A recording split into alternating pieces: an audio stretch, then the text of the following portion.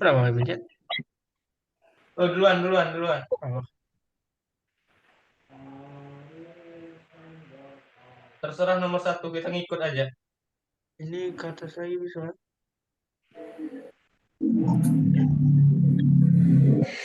Data lapangan. Tuh, Bang. Oke. Ayo, Bang. Baiklah, mari kita mulai. Bebas, mau kemana? Assalamualaikum warahmatullahi wabarakatuh. Kami dari kelompok 2 di sini akan mempresentasikan evaluasi tikungan di Jalan SKRD Syaifuddin dekat Rumah Sakit Umum Haji Abdul Manap, Jambi. Pertama, saya akan memperkenalkan anggota kelompok di kelompok ini. Yang pertama adalah Muhammad Ardiansyah dengan NIM 02, kemudian Andreas Lukita dengan NIM 12, Tia Septianis dengan NIM 14, Muhammad Ilham dengan NIM 20, dan saya sendiri Heri Mutani dengan NIM 36. Ini adalah foto dari Google Earth, yaitu untuk mengetahui sudut dari tikungan yang kami gunakan. Baiklah, yang pertama, untuk materi pertama akan dijelaskan oleh teman kita yaitu Ardiansyah. Data lapangan. Kecepatan rata-rata 50 km per jam. Lebar jalan 2 kali 4 sama dengan 8 meter.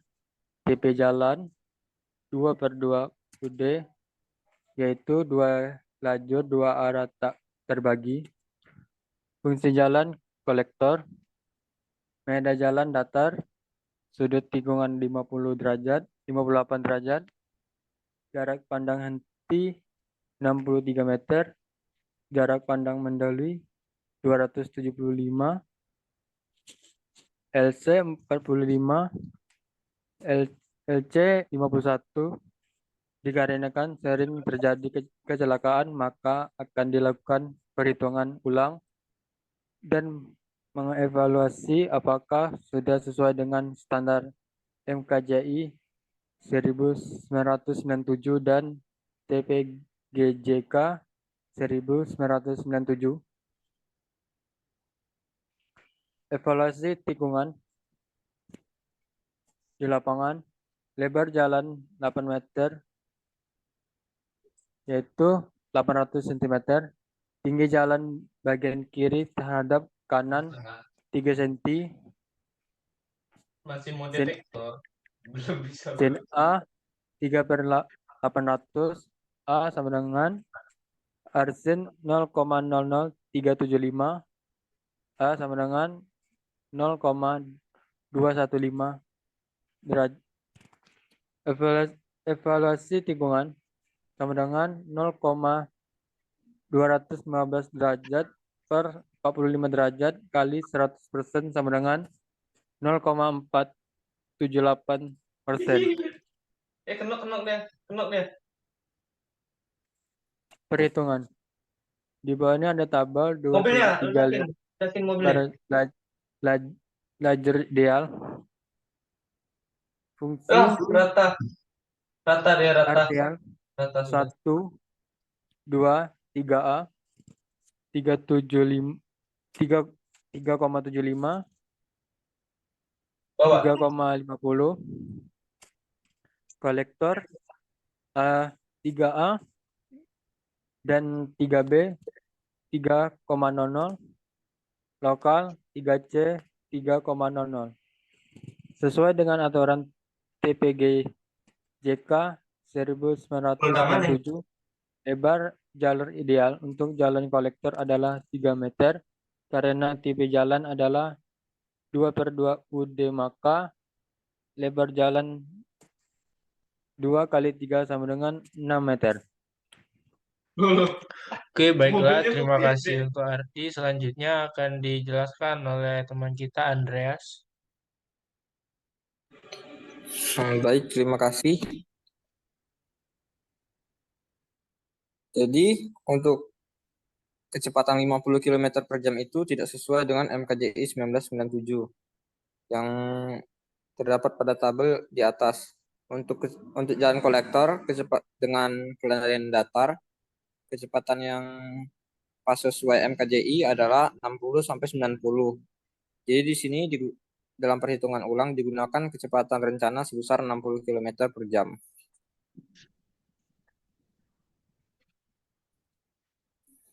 Pertama, dihitung jarak pandang henti dengan rumus 0,694 dikali kecepatan rencana ditambah 0,004 dikali kecepatan rencana kuadrat dibagi FP. Dengan nilai FP bisa didapat dengan tabel di atas, yaitu dengan kecepatan rencana 60 km per jam, maka nilai FP adalah 0,325. Di sini didapat jarak pandang henti bernilai 85,948 meter. Makanya gue agak kurang. Lalu kedua dihitung jarak pandang mendahului dengan rumus D1 tambah D2 tambah D3 tambah D4. Dengan rumus D1 0,278 dikali T1 dikali 0,9 dikali R kurang M ditambah H kali T1 per 2 dan rumus D2 0,278 dikali R dikali T2 D3 sama dengan 30 meter itu didapat dari tabel untuk kecepatan 60 km per jam. Dan D4 2/3 kali D2. Dan untuk mendapatkan nilai-nilai yang diperlukan dalam rumus itu ada rumus A, M, T1 dan T2 bisa dilihat pada sebelah kanan. Enggak benar juga. Setelah dihitung semua itu didapatkan jarak pandang mendahului 347,53 meter. Oh, baiklah, terima kasih Andreas. Selanjutnya akan dibacakan teman kita yaitu Emil Ham. Oke, untuk selanjutnya itu perhitungan jari-jari minimum atau Rmin. Persamaan untuk mencari Rmin adalah sebagai berikut. Rmin sama dengan PR kuadrat per 127 dikali Vm ditambah Mx. Keterangannya, untuk VR adalah 80 km per jam, untuk Mx-nya sama dengan 8%. Karena jalan dalam kota, maka digunakan Mx-nya adalah 8%. Mx sama dengan negatif 0,0065 dikali VR-nya 60 dan ditambah 0,24 dan hasilnya adalah 0,279. Sehingga perhitungan jari-jari minimum adalah sebagai berikut. Rmin sama dengan VR kuadrat per 127 Fm ditambah Mx sama dengan 60 kuadrat 127 dikali 0,279 ditambah 0,08 sama dengan 3600 per 127 dikali 0,359. Didapatkan hasil 78,959 dan dibulatkan menjadi 79 meter. Karena Rmin adalah 79 meter, maka digunakan jari-jari tikungan dengan Mx 8% yaitu 130 meter. Selanjutnya elevasi maksimum dan elevasi normal. Penentuan nilai super elevasi maksimum untuk jalan yang ditandahkan adalah sebagai berikut. Yang pertama 8% dan 10% untuk jalan antar kota atau tata cara perencanaan geometri jalan antar kota tahun 1997. Yang kedua 6% untuk pertama jalan 6% untuk jalan perkotaan yaitu dalam standar RSNI T 14 2004 geometri jalan perkotaan 2004. Yang ketiga 8% untuk jalan antar kota, jalan perkotaan dan JBH atau pedoman desain geometri jalan 2021. Berdasarkan tentuan di atas, super elevasi maksimum yang dipilih adalah sebesar 8% karena tikungan berada dalam perkotaan. Nah, nilai super elevasi normal untuk pelancaran drainase, permukaan lajur, lalu lintas pada alignment lajur memerlukan kemiringan melintang normal adalah sebagai berikut. Yang pertama 2% sampai 3% itu untuk perkerasan aspal dan beton. Yang kedua 4% sampai 5% untuk perkerasan kerikil. Berdasarkan pertimbangan tersebut, super elevasi normal yang digunakan dalam perencanaan tugas besar ini adalah sebesar 2% dikarenakan tikungan menggunakan aspal. Selanjutnya perhitungan menghitung nilai LS. Poin pertama yaitu berdasarkan waktu tempuh maksimum di lengkung peralihan. LS sama dengan VR per 3,6 sama dikali T sama dengan 60 per 3,6 dikali 3 sama dengan 50 meter. Yang kedua berdasarkan antisipasi gaya sentrifugal. LS-nya sama dengan 0,022 dikali VR kuadrat VR kubik per RC dikali C dikurang 2,727 dikali VR kali MX per C. Maka nilai yang didapatkan adalah 59 meter. Poin ke C atau yang ketiga, berdasarkan tingkat pencapaian perubahan pelandaian. LS sama dengan Mx dikurang M normal dikali VR per 3,6 dikali Rmax. Dan didapatkan hasil yaitu 29 meter. Rmax adalah sebesar 0,035 karena VR lebih kecil dari 70 km per jam. Dengan demikian nilai LS yang digunakan adalah LS sebesar yaitu 59 meter. Terima kasih.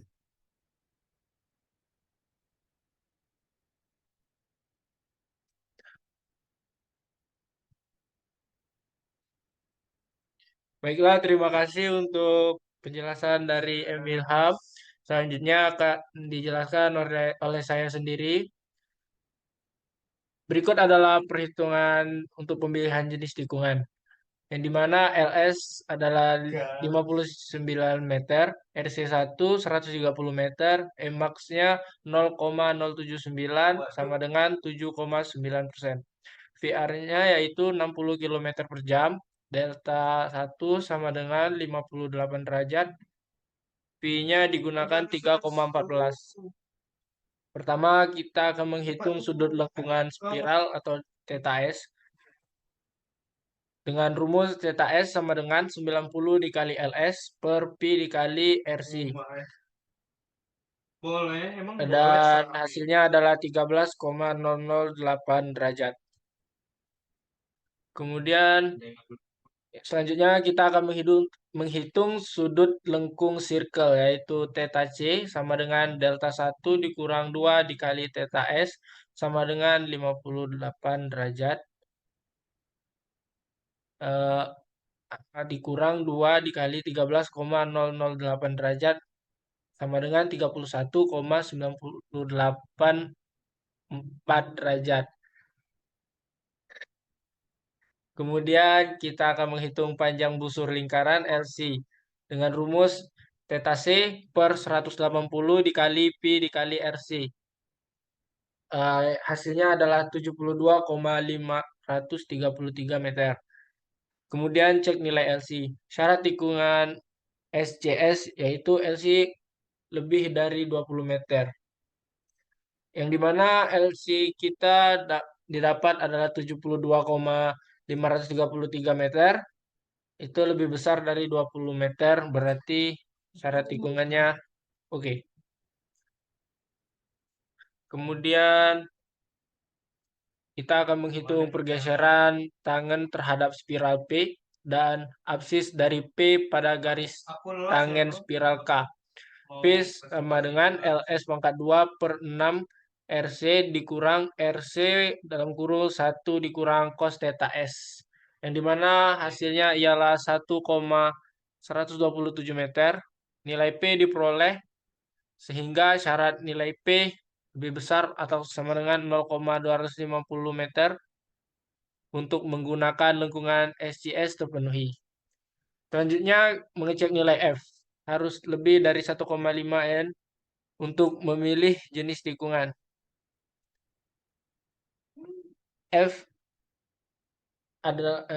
Nilai F adalah 0,279, lebih besar dari 1,5 dikali 0,02, yaitu dengan hasil 0,279 kecil dari 0,03.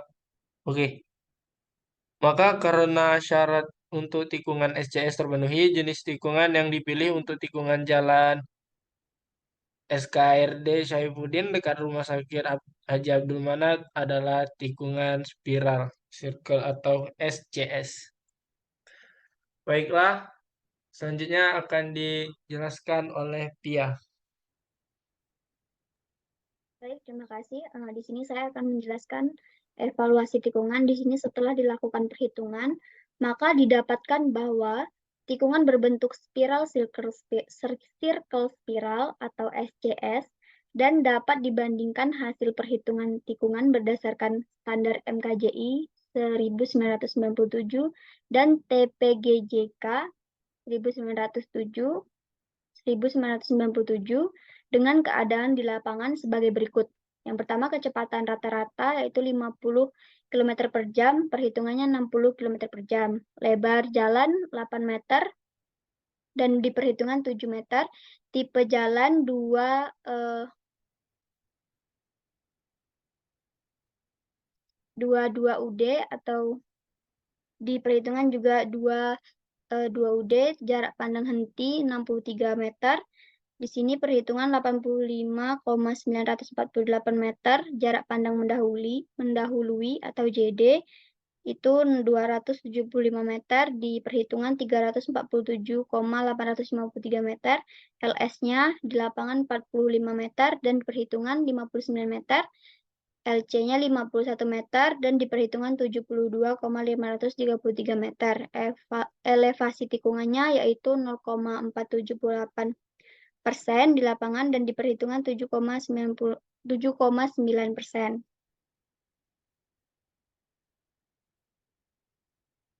Nah, di sini didapatkan beberapa kesimpulan yang didapat, yaitu yang pertama, tikungan Jalan SKRD Syahbudin dekat RSUDH Abdul Manap Jambi berbentuk spiral atau SCS.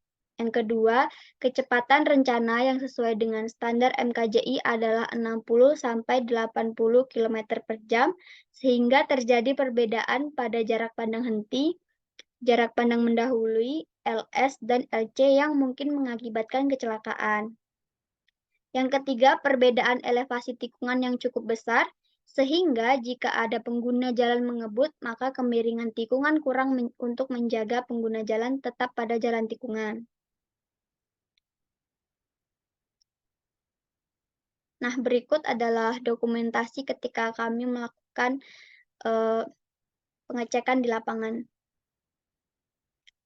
Untuk mendapatkan perhitungan, jadi kami ke lapangan terlebih dahulu untuk mencari kecepatan. Sekian, saya kembalikan kepada moderator. Baiklah, terima kasih untuk penjelasan dari pihak. Itulah presentasi dari kelompok kami mengenai evaluasi tikungan.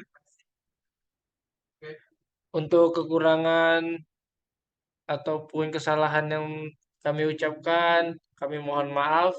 Terima kasih atas perhatiannya. Saya tutup terlebih dahulu. Assalamualaikum warahmatullahi wabarakatuh. Andre, tutor bab 6, Dre.